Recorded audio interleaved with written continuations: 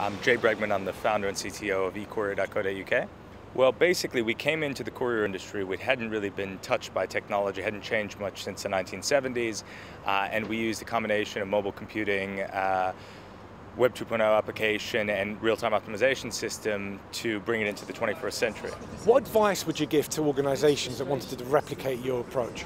The first thing is to choose the right industry. There are some industries that can be updated using technology, and there are some that probably the technology doesn't really offer that many benefits. So choose an industry that's run inefficiently in such a way that technology can offer solutions.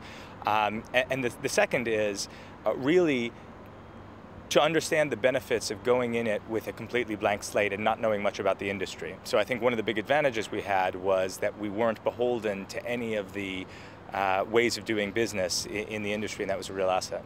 I mean, I think there's certainly many industries out there that don't operate in exactly the way they should.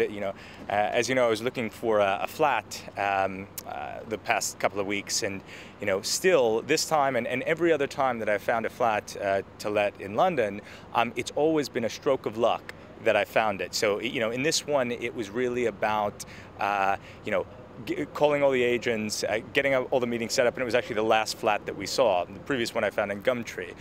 It seems to be a poor way of doing things. There isn't a whole lot of transparency in that industry, so somebody has to fix that. I think social media is very important, particularly to engage with clients, because ultimately your clients are going to be using social media. And certainly anyone who doesn't use the mediums or the media in which their clients are using is going to be left behind.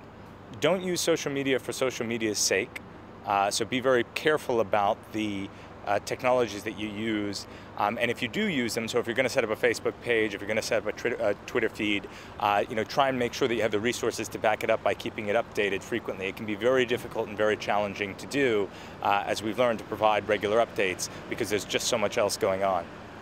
Thank you very much. Thanks.